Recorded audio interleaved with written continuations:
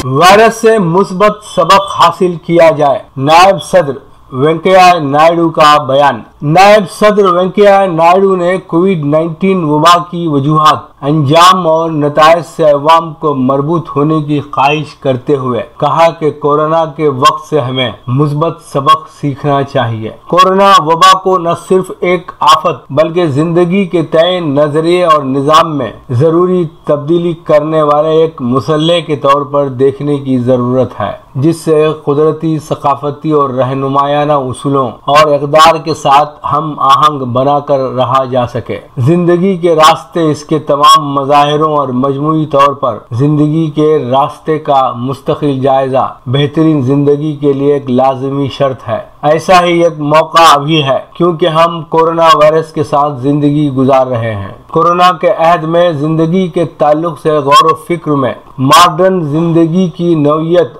और रफ्तार पर नजरसानी करने और हम आहंगी और मुतवाजिन जिंदगी के लिए मुनासिब तब्दीलियों के अलावा जिंदगी के मकसद की सही तौर पर वजाहत करने की जरूरत है। कोरोना वायरस की वजह से पाबंदी के दौरान गुज़िश्ता कुछ महीनों की जिंदगी पर खुद एहतसाबी और जायजा लेने की जरूरत पर जोर दिया और कहा कि ऐसी गैर यकीनी सूरत हाल से निपटने के लिए खुद को तैयार करना चाहिए।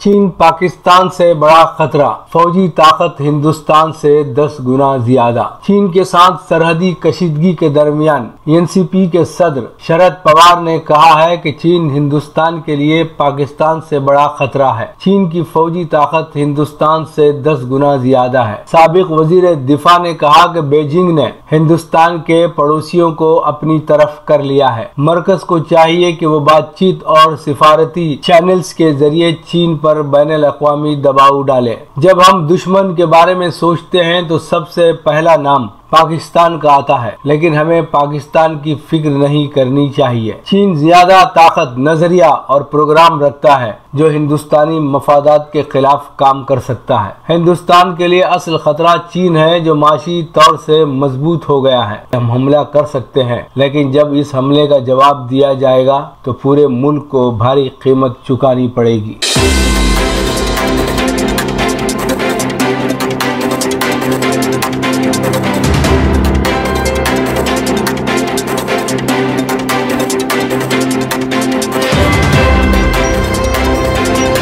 जो बाइडेन को राय अम्मा जायजों में ट्रंप पर सबकत। अमरीकी सदारती इंतखाबात में 4 माह बाकी हैं। इंतखाबी मुहिम ने अभी जोर नहीं पकड़ा, लेकिन राय अम्मा का जायजा ये बता रहा है कि अमरीकी अवाम किस उम्मीदवार के हक में ज्यादा हैं। इन जायजों में वो रियासतें भी शामिल हैं जहां आम तौर पर कांटे का मुकाबला होता है। राय अम्मा के इन पेशगी जायजों से उम्मीदवारों को भी मदद मिलती है कि वो अपनी इंतखाबी मुहिम में किन बातों पर ज्यादा तवज्जो दें और ये समझें कि उनके वोटर्स के क्या मुतालिबात हैं। बहुत से मारूफ और शोहरत याफ्ता इदारों ने अब तक जो मुख्तलिफ सर्वे किए हैं, उनमें जो बाइडेन को अपने हरीफ डोनाल्ड ट्रंप पर सबकत हासिल है। पिछले साल सितंबर में यह वाज़ेह नहीं था कि जो बाइडेन ही डेमोक्रेट सदारती उम्मीदवार होंगे। उस वक्त महज मफरूजे पर किए जाने वाले सर्वे में बाइडेन को ट्रंप के मुकाबले में 9.5% पॉइंट्स की बढ़तरी हासिल थी। फरवरी में ट्रंप मुआखजे की कार्रवाई से बच गए और अभी कोरोना वायरस की वबा ने भी इतना जोर नहीं पकड़ा था। उस वक्त भी बाइडेन को 9 पॉइंट्स की बढ़तरी हासिल थी। सदारती दौर में बहुत कुछ इन्हिसार इस बात पर होता है कि सेनेट में किस पार्टी की अक्सरियत होगी। मुमकिन है कि कौमी सतह पर बाइडेन को बहुत बड़ी बढ़तरी मिले, मगर रिपब्लिकन रियासतों में यह सबकत सुगड़ जाए। फिर यह है कि सेनेट की नशिस्तों के लिए होने वाले इंतखाबात में बाइडेन के वोटर्स डेमोक्रेट उम्मीदवार को वोट न दें।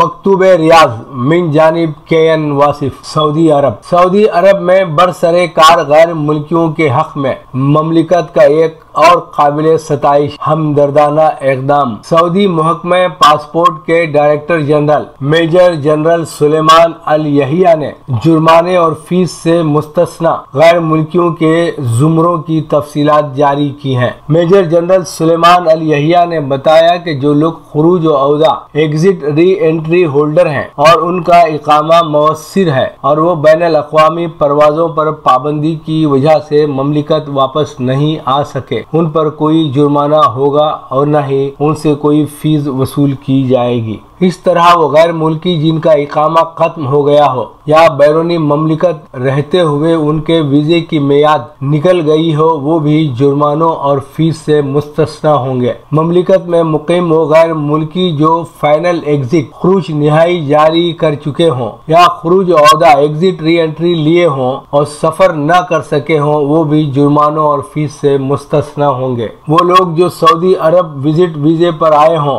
और सफरी पाबंदियों की वजह से न जा सके हों, वो भी जुर्मानों और फीस से मुस्तस्ना है। सऊदी हुकूमत ने इन जुमरों में शामिल गैर मुल्कियों की मजबूरी को देखते हुए वीजे खत्म होने पर लगने वाले जुर्मानों और फीसों से इस्तेस्ना किया है। याद रहे कि कोविड-19 नए कोरोना वायरस की वबा के पेश नज़र सफरी पाबंदियों के 22 हज़ारों गैर मुल्की इकामा, खुरूज औदा, एग्जिट री एंट्री, खुरूज निहाई, फाइनल एग्जिट और विजिट वीजे खत्म हो जाने के बाइस जुर्मानों और फीस के मसाइल से दो चार थे। अब ये गैर मुल्की हुकूमत के इस ऐलान के बाद इत्मीनान का सांस ले सकते हैं।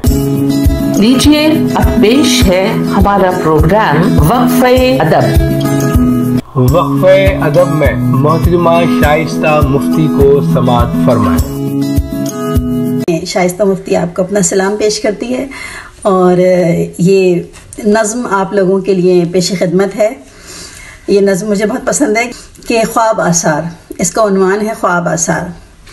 अभी तो तुमसे अपनी गुफ्तगू के तार बाकी हैं, अभी तो तुमसे अपनी गुफ्तगू के तार बाकी हैं, अभी आधी है शब और ख्वाब के आसार बाकी हैं, अभी आधी है शब और ख्वाब के आसार बाकी हैं, अभी मंजिल तलब के रास्तों में खोई खोई है, अभी मंजिल तलब के रास्तों में खोई खोई है, अभी एक कहकशां है बाम पर जो सोई सोई है, मुरादों और उमंगों के कई कोहसार बाकी हैं, अभी आधी है शब और ख्वाब के आसार बाकी हैं।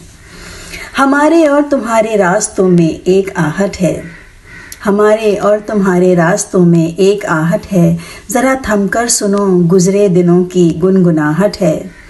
खनक जाती है प्याली चाय की जब दिल धड़कते हैं, खनक जाती है प्याली चाय की जब दिल धड़कते हैं, अभी जज्बों के सच्चे आपका इजहार बाकी है, अभी आधी है शब और ख्वाब के आसार बाकी हैं।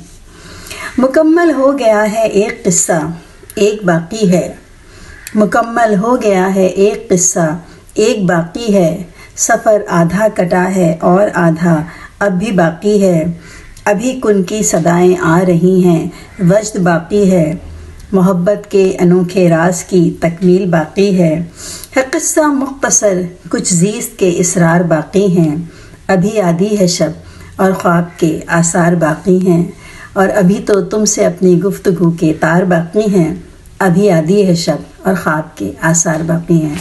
बहुत शुक्रिया।